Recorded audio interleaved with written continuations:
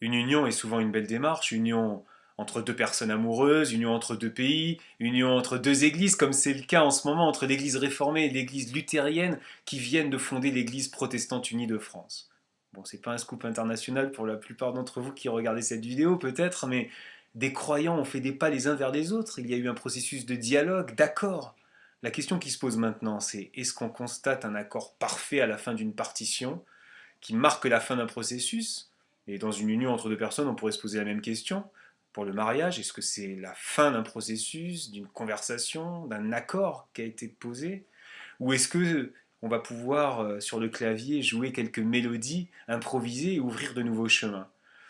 Dans l'évangile de Jean au chapitre 17, Jésus parle de l'union qu'il a avec son Père, une union fondée dans l'amour, et il en parle pour parler de l'unité que les disciples devront trouver entre eux, une unité parfaite. Elle n'a jamais été trouvée. Les hommes et les femmes en sont incapables.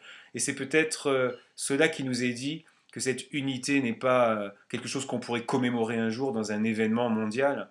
Mais j'aimerais prendre cette image pour l'évoquer aujourd'hui. C'est peut-être comme un groupe de jazz où chacun doit être uni à l'autre pour avancer dans la partition, mais où chacun a le droit et a le plaisir et donne à l'autre une improvisation. Et peut-être qu'ensemble, il faudrait trouver même cette note bleue. Vous savez, en jazz, la note bleue, c'est la note qui a été diabolisée, la note hérétique, la note...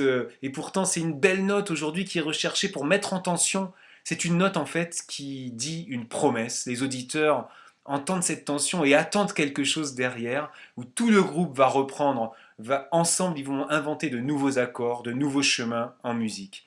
Alors peut-être qu'il faudra faire ça dans toutes nos unions, choisir la note bleue, avoir ce courage-là, ce sera choisir la vie.